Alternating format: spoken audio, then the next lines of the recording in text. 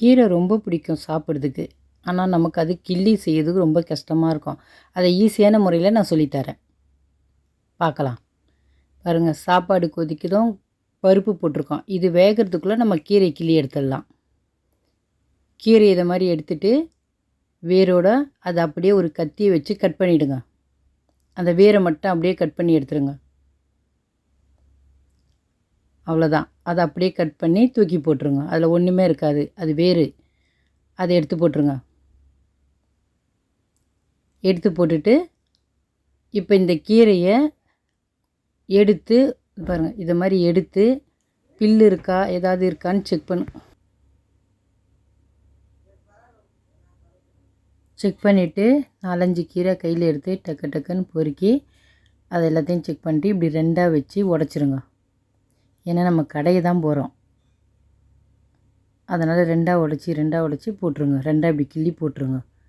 இதே பொரியல் பண்ணுறதா இருந்தால் அப்படியே நீட்டாக வச்சு கத்தியை வச்சு கட் பண்ணிக்கலாம், அதுவும் ஈஸி தான்.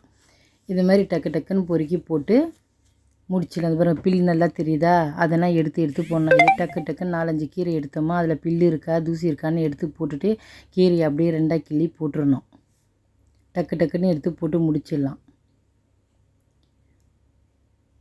2 செகண்டில், அவ்வளோதான். சீக்கிரம் எடுத்துடலாம் கீரையை.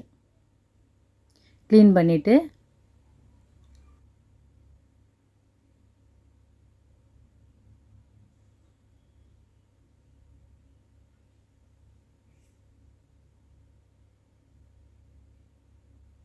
கீரை அந்த மாதிரி கிள்ளி போட்டுட்டு ஒரு தண்ணியில் நல்லா அலசி எடுத்து ரெடி பண்ணி வச்சுங்க. சரிங்க, இப்போ பருப்பு ரெடி ஆகிடுச்சு. பருப்பு வெந்துருச்சு. அதை எடுத்துட்டு பருப்பு எடுத்து ஒரு கிண்ணத்தில் ஊற்றி வச்சுருங்க. கிண்ணத்தில் ஊற்றிட்டு அதே குக்கரில் நம்ம அலசி வச்சுருந்தோம் பாருங்கள், கீரை பச்சை மிளகாய் எல்லாத்தையும் எடுத்து அதில் போட்டுருங்க. குக்கரில் போட்டுட்டு கொஞ்சம் போல் தண்ணி ஊற்றி ஒரு விசில் வந்தவுடனே இறக்கிடுங்க.